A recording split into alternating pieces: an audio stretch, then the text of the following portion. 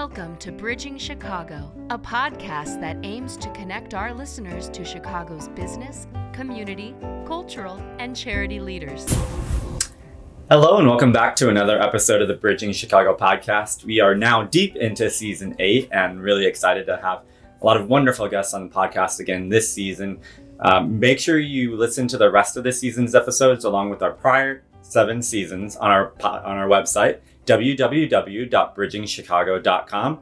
And you can go there and not just listen to the episodes, but you can learn all about our previous guests and the big things that they're doing in Chicago.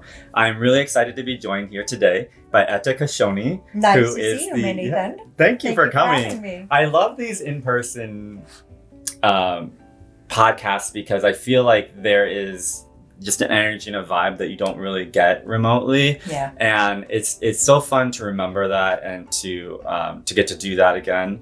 And with you and your organization and what you're doing, I feel like that is really important. Those human touches, those interactions face to face, where you really get to know people and you really get to see how the work is impacting them.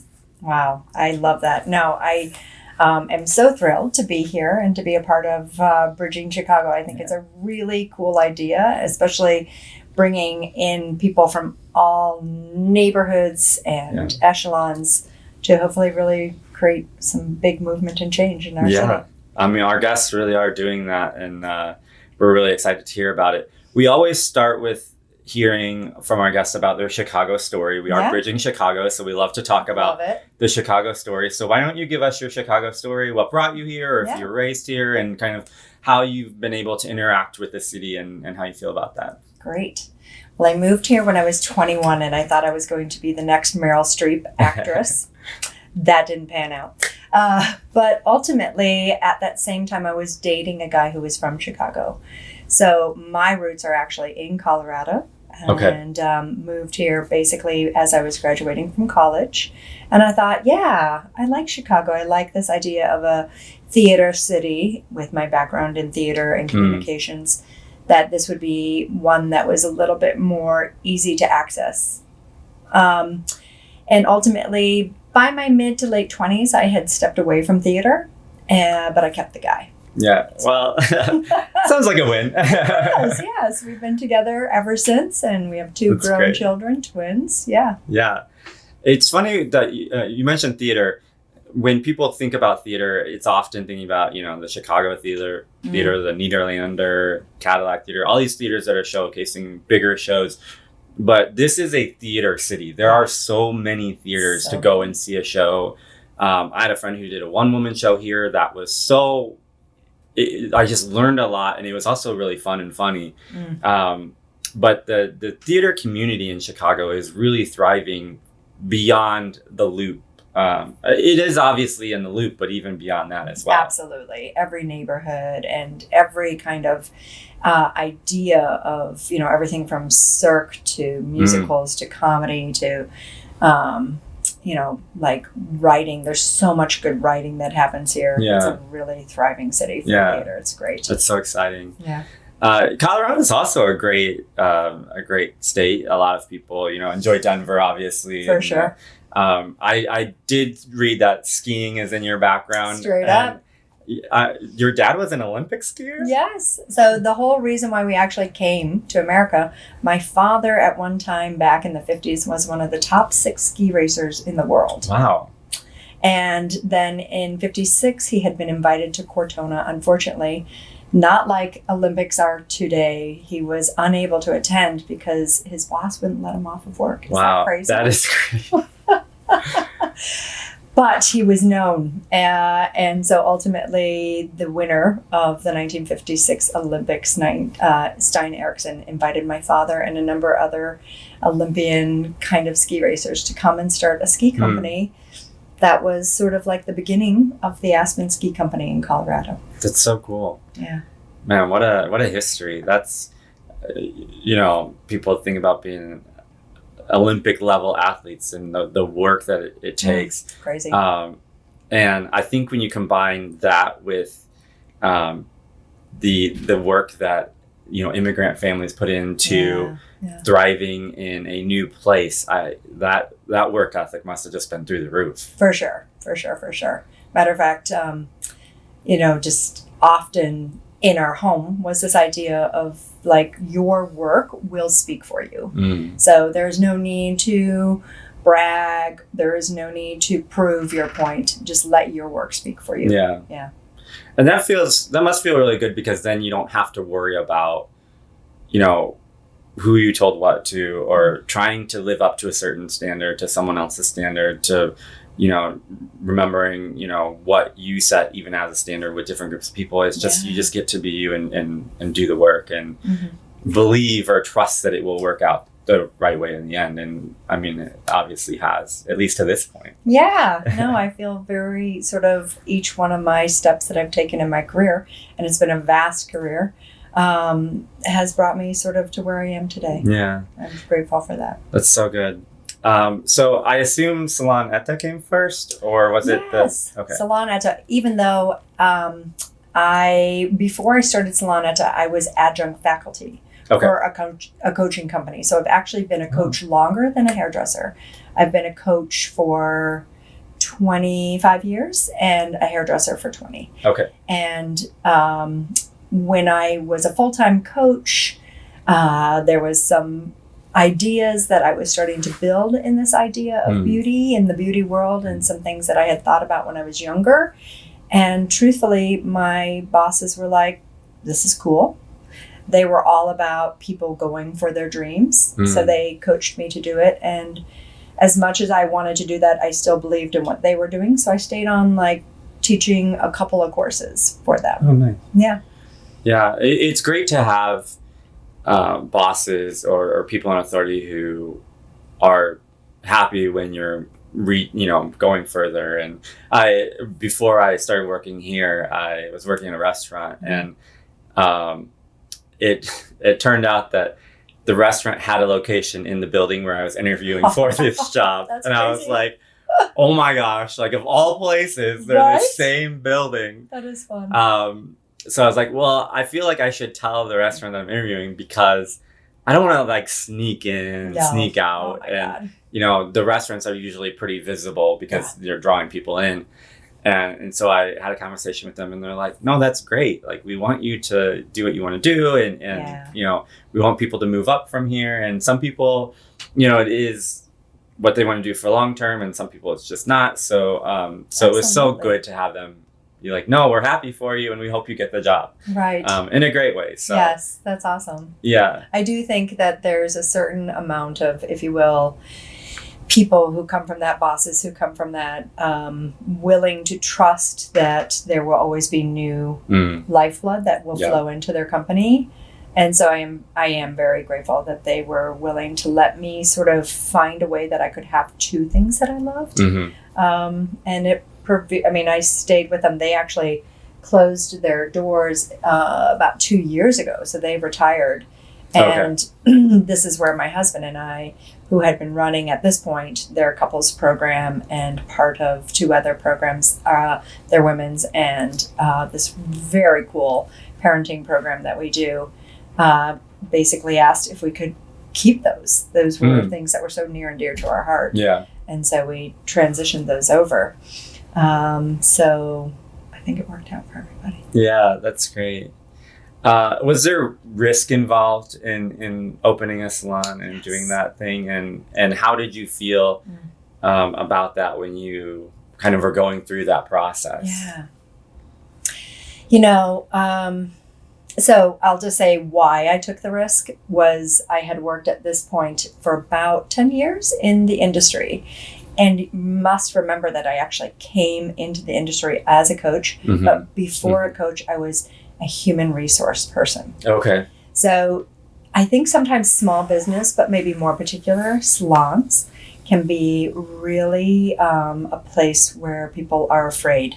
Yeah. There's a lot of gossip that occurs in salons. There's a lot of backstabbing, and it is this competitive environment where if someone comes in and wants a haircut with you as a stylist, that might be then dollars out of my pocket. So we understand that competitive nature in the company, might create that environment. And I thought to myself, I want it different. I know it can be different. With everything I've done in HR and everything I do to coach people, we can change this environment. Wow. That takes a lot of courage, though, to say that, because so I grew up, my mom owned a cosmetology school. Oh, so she went to cosmetology school, and then she ended up opening a school with a business partner. Yeah. And so I was around that a lot at a certain point. And it is tough because you were saying dollars out of your pocket. It's the same way in serving when I was serving in a restaurant. If someone walked in and they wanted to, have that server and you were next on the list, that's dollars out of your pocket. And you don't know when the next person is going to walk in. For sure. But is there value in kind of approaching that as teammates rather than competitors, to say like, okay, they want you, but we're still teammates in this. Yeah. And how do you kind of communicate that in a way that people in those positions can understand that and really kind of buy into that? Well, a couple of things. Some of that is how I create pay. So one of the things I do, let's say you're a stylist, you're having a little bit of a slower week. I have something called team pay. Hey, help us fold laundry, help us sweep, help us wash those bowls. Take that shampoo for your buddy. Yeah. And the salon will pay you for that, because I value you as someone who is part of a bigger team. Yeah. And then ultimately, we also really come together collectively and look at how do we become, if you will, a place that people really want to come to. So that then requires opening our ears and listening to the feedback from the neighborhoods and the people who come through our doors to make sure that what we give is actually what they want. Yeah. And so these things actually have been empowering to my team, because I'm listening to each of my stylists, my nail techs, my receptionist, with the intent of how do we actually serve our community. Yeah. That's so cool. Yeah, and that makes total sense for, like, you pitch in, you get those extra things, and you feel like if I'm having an off week, then I'm still going to be okay. Yeah, for sure. So the Center for Beautiful Living came along a little later then. It's officially 1.5 years old. Okay. So what sort of spurred this desire to start something new when, you have other stuff going, and now was it the retirement of your of that, or it could have been insanity? I mean. It always has to be a little bit insanity. Yeah, I have a full-time job, let's take another one. Yeah. But no, it came from a place. Why did I stay on as adjunct faculty? Because I actually very much believe in everything I've done as a coach, and even when I'm in an HR position, helping people see the possibilities for themselves, helping people see a pathway to something that they maybe wished for but couldn't imagine that they could have, has been, it's just been my sort of guiding light. And so when these people were retiring, for me, it was a let's do this. Of course we would do it. And it has actually, in my mind, solidified even more the brand of the salon, because what's happening, even though we're slightly going through growing pains, is we are creating a place where when you walk through our doors, we care about you fully as an individual. This is meant to be a place where you can live beautiful lives. And from that, I really, truly believe that when you are empowered, when you feel well, there's nothing but beauty that shines through. Yeah. When people are really close to their heart and they feel that they matter and make a difference, it doesn't matter how tall they are, how skinny they are, et cetera, et cetera, et cetera. They are beautiful. Yeah. And that's what real beauty is. It's that sort of embodiment of knowing I'm making a difference and I matter. So honing in on that a little bit. Yeah. When you have a program or when you are running a business and you have something like beauty that is so subjective. Yes. Right? Where it's like, you might have someone come into the salon and say, this is what I want to do with my hair. And you're going, what? Like, I'll do that, but you have to promise not to leave me a bad review if it doesn't. Or don't tell anyone to do that. But it is exactly what they want, and it is exactly how they feel comfortable in their own skin. Right. How do you run a business with that in mind? Because that to me seems a little difficult to say, like, when you're doing it, it's not like, I mean, it is a little bit like restaurants, but other things where it's like when you know what to expect when you go to that place, it's a little easier to feel like, okay, did we meet the standard or not? For sure. But in the world of beauty, where there is obviously beauty standards that are usually unhealthy, but in a space where you're trying to make beauty what it is that they want to see and what they want to experience and feel. Yeah. How do you run a business that way that, continues to promote that and also for your employees? Right. That's just a really great question. I think the first thing is actually listening, active listening. So someone might bring in a picture. Mm-hmm. This often happens. And maybe it's a picture like when they were 20 years younger and it's taken in a bar and they look like amazingly cute, but you actually can't see the hair color or anything going on. And they're like, I want you to make me look like this. And you're like, so that's where you have to actually get to what it is that they're trying to dig into. Oh, okay. And so ultimately finding out who they are. When you sit in my chair, the questions I ask are not just like, how short is your hair going to be? What is the color it's going to look like? Do you want bangs, not bangs? But who are you? What is your lifestyle? What are the adjectives you would want your friends to say? Oh my God, Nathan, you look so...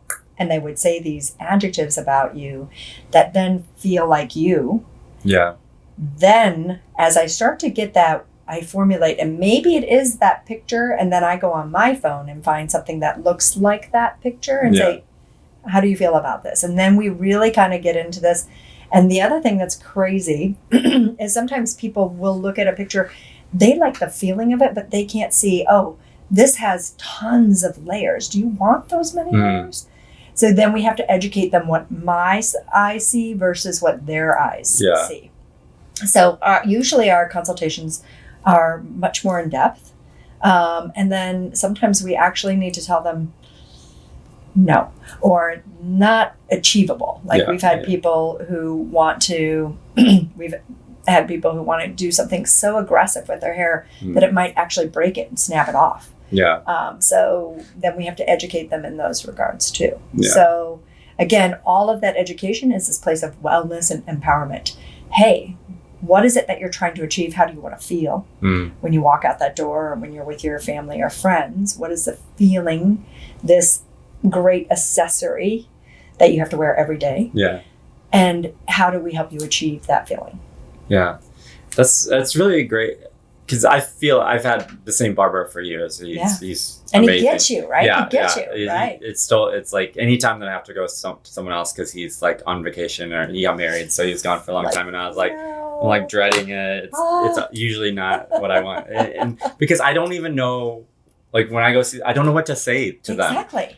It's like, I don't know, do what the guy that I've been going to for 5 years has done. Like, like please just make it look as good as he did. Yeah, and I think that it's easy to undervalue that relationship. Yeah. And now that I'm thinking about it, I think one of the things that makes it so strong, and it's kind of funny because I'm like, sometimes I see more than I see some of the friends that I've had for years. Yeah.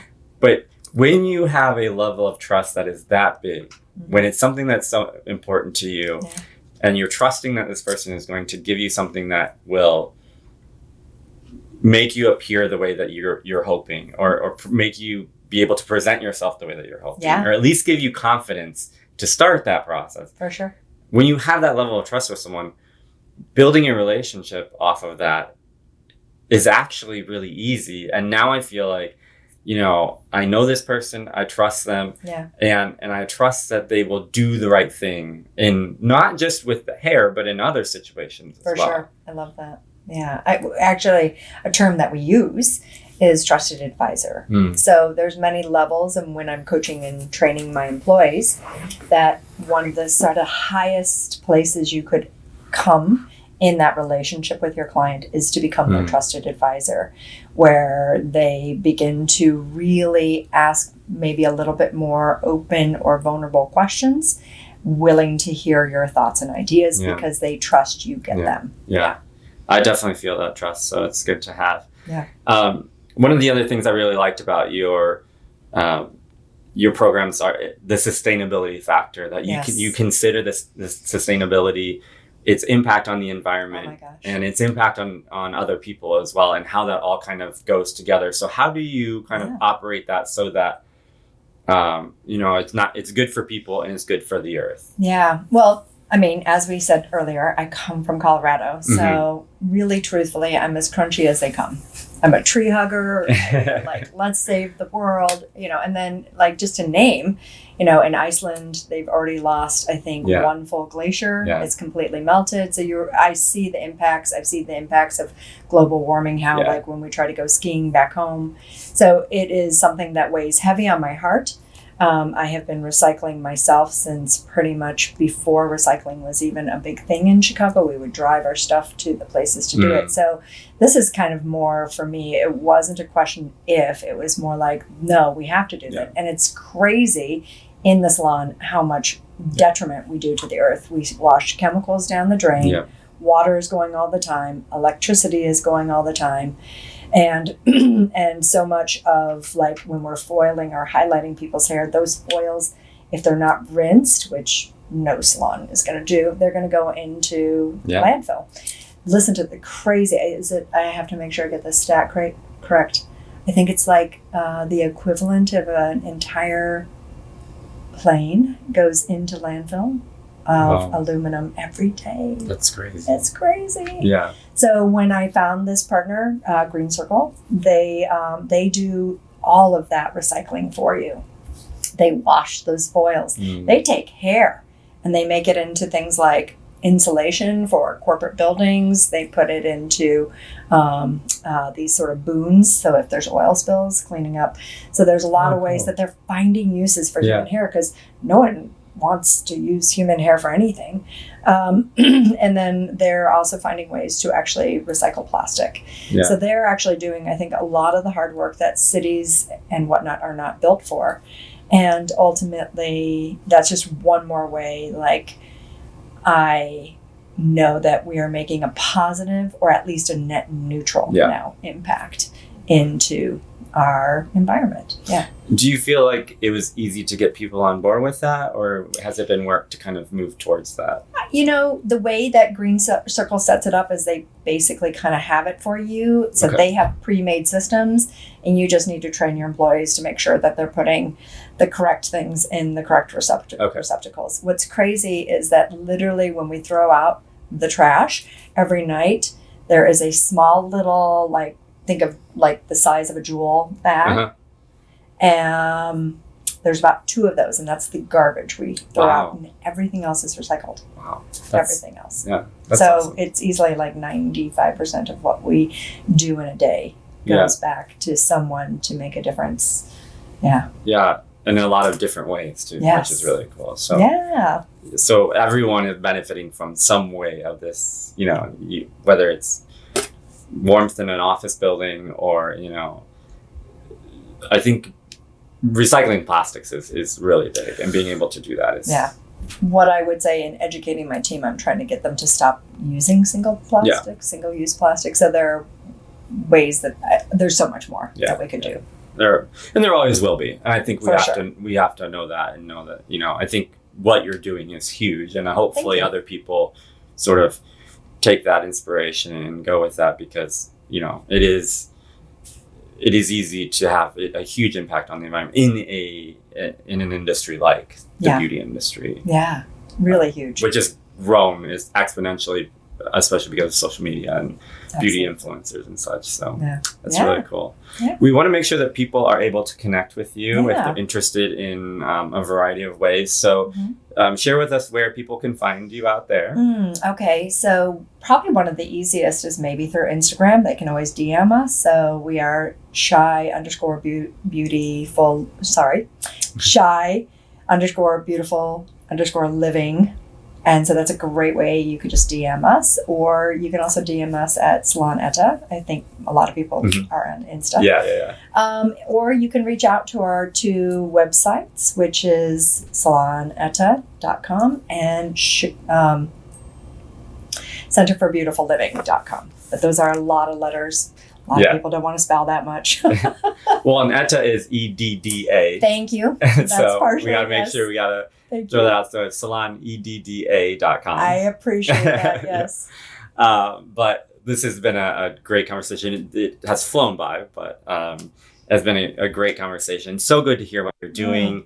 And we, hope to get to be a part of that in the future. We love to stay connected with our guests. And so we hope that you'll stay connected to us and keep sharing with us what you're doing and what you're finding. So I love it. Thank you for having me. Yeah. Nathan. This was wonderful. Yeah, thank you. And of course, thanks to our listeners for tuning in to this episode of the podcast. Be sure to go back and listen to all the episodes, and we'll have all the ways to find Etta and her impact on our website, of course. So you can always visit www.bridgingchicago.com to listen and connect with the podcast and our guests. So again, thanks for listening, and we'll see you on the next episode of the Bridging Chicago podcast. Thanks for listening to this episode of Bridging Chicago, as produced by the SATC Solutions Center. Nothing contained in this podcast shall constitute financial, investment, legal, and/or professional advice. No professional relationship of any kind is created between you and the podcast host or guest. You are urged to speak with your financial, investment, or legal advisors before making any investment or legal decisions. Furthermore, the opinions expressed in this podcast are not necessarily the opinions of SATC Solutions Center, SATC Law, or any of its employees. This podcast is created by the hosts and guests' individual capacities. All opinions on this podcast are or have been rendered based on specific facts, under certain conditions, and are subject to certain assumptions and may not and should not be used or relied upon for any other purpose, including but not limited to, or use in or in connection with any investment purposes or legal proceeding.